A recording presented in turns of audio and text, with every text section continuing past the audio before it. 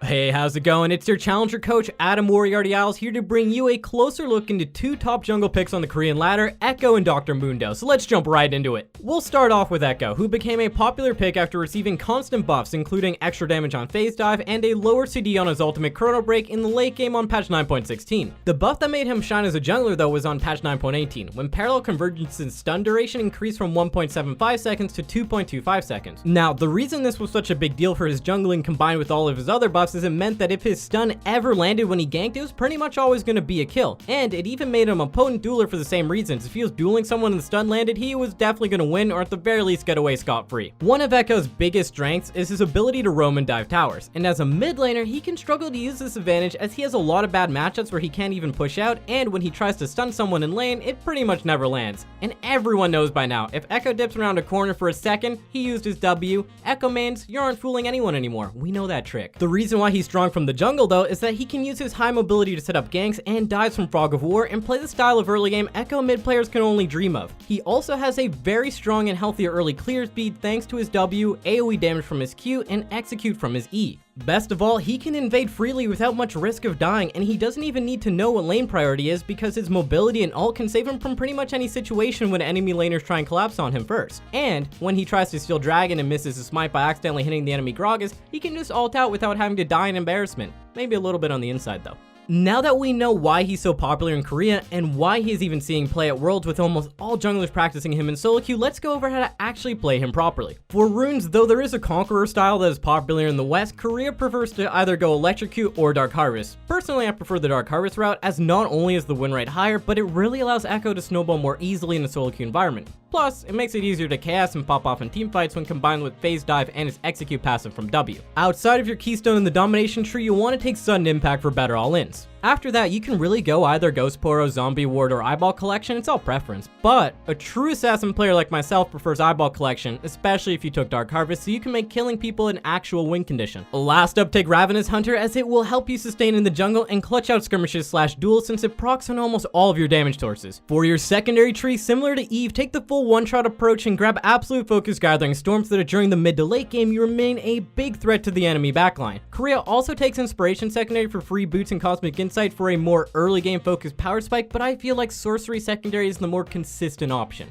As for shards, you're going to want to take Attack Speed, Adaptive Force, and Armor as it's going to give you the best possible early game, and that's what junglers are all about anyways. For his build, unlike the West who sometimes goes off tank with Iceborne or Abyssal Mask, Korea almost always goes full AP mimicking his mid build. You want to start off with Talisman Refillable Potion, then rushing Runic Echoes with Blue Smite, and then Sorcerer Shoots. You do have the option to go Mercs or Tobbies when needed, but Korea really doesn't do it that often, and SirhcEz is picked up in most of the games. After that, you're going to want to go Proto Belt into Lichbane as your go-to option, just like in mid lane, as Ekko doesn't really need Zhonya's super early thanks to his low CD ultimate.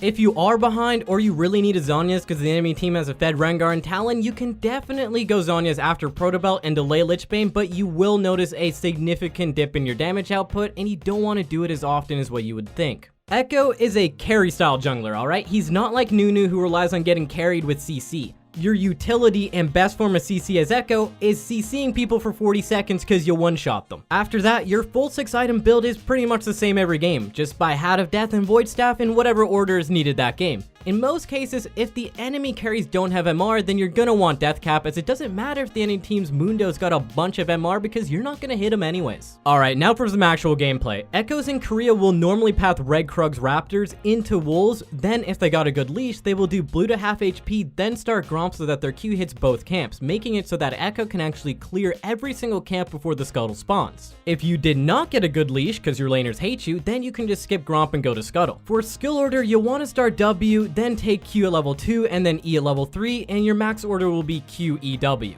After your first clear is complete, you can look for a gank, but don't force it too hard if you don't see one. Instead, you can just recall and buy and then hit up your Krugs because they should respawn by then. The reason for this is Ekko ganks are amazing if he comes in to clean up or he's got set up for his W, but he isn't as good at forcing ganks like a champion like Elise would be or Lee Sin. Instead, you're really going to want to focus on diving low HP targets under tower, cleaning up skirmishes, or killing people who are overextended trying to finish off that last minion wave before they recall on low HP. Every laner does this, and every jungler should be looking to punish it with no exceptions. If you do find a chance to gank, the easiest way to execute it is to use your W from Fog of War, but not directly on top of them unless they're CC'd. Instead, use it slightly behind them to where they're going to try and escape. This makes it so that once they see it, they will try and run to tower, and your W will either land on them and hit them for a free kill because that stun's way too long now, or they will need to dodge forward towards you, effectively giving you an easier time to kill them even if your W doesn't land. After that, it's just a simple EQ auto combo, nothing fancy. You also want to really abuse his insane tower dive potential. Always scan the map for low HP laners whenever your ult is up. When diving towers, make sure to lead with your W. It doesn't matter if it lands or not, the shield is going to be really helpful. And if I'm honest, missing your W, killing them, then ulting out before the last tower shot hits you will likely tilt the enemy laner more than if your W actually landed. Getting dove by jungle Ekko has almost no counterplay if you're already low, kind of like playing versus Elise, so use this to your advantage. As for Ekko's out of lane playstyle, there isn't much to say about it from the jungle as he pretty much plays the same as mid Ekko. You're still a split push threat thanks to Lich Bane, your E, and how slippery you are, but more commonly as a jungler, you'll be grouped looking to deny vision around neutral objectives like Baron, so you can find pick attempts or engage attempts on the enemy team with your W, then just ult out once you've deleted the enemy backline. The most common game-winning play you can do as Ekko during this stage of the game though is seeing that your stun will land on the enemy backline, then E flashing in to make sure it connects before the enemy team has a chance to react. You get the kill within 2.5 seconds, then just ult out, call a Baron, don't miss the smite, and it's an easy peasy game from there. Make sure that whenever you have flash and ult up during the mid to late game that you're trying to make this game-changing play. Have some confidence. That about wraps it up for jungle Ekko though, so let's move on to Dr. Mundo. Dr. Mundo has traditionally been a top laner who will sometimes appear out of nowhere to dominate the jungle meta, which is what's currently happening around the world, including Korea, who were one of the original adopters of the pick back on patch 9.16. This happened because he received a buff to his early game tenacity and his W, Burning Agony, but more importantly, he received a buff to his ECD at later ranks, dropping it from 6 seconds to 4 seconds. The reason that buff was so important for his jungler was because he already had one of the fastest clears in the game, but now it got even faster since the buff to his AD lasts 5 seconds,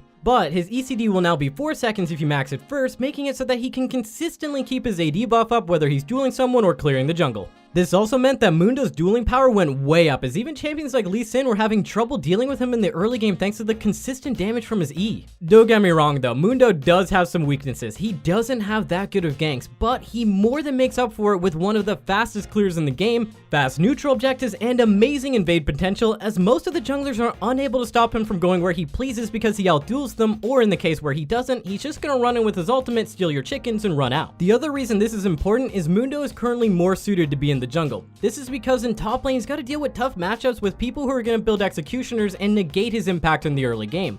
But from the jungle, no one is going to build healing reduction to stop him early on, and you get a huge boost from being able to build an item like Cinderhulk since he will scale so well with all the other HP items he wants to buy anyways. To summarize everything, Mundo's amazing clear speed, ability to skirmish, and scale at the same time is why he's so popular in Korea at the moment. Let's get into how to play him, starting off with his runes. For runes, like almost all regions, Korea favors fleet footwork for his keystone as it keeps his clear speeds healthy early on while also allowing him to more easily chase people down during fights. With Fleet, it doesn't matter if you miss Cleaver or not because the movement speed from it will allow you to stay in auto range and just kill them with your E since you're going to be maxing it first, then Q.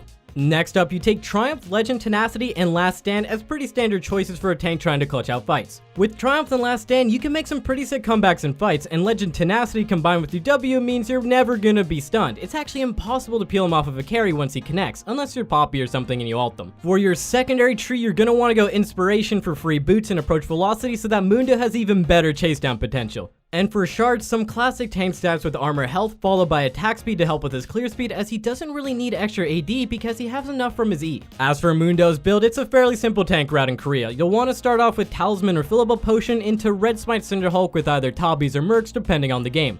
After that, the most common route is Spirit Visage into Warmonks, but realistically, Mundo just builds tank items, so building Deadman's, Randuin's, or Thornmill as needed are also really common.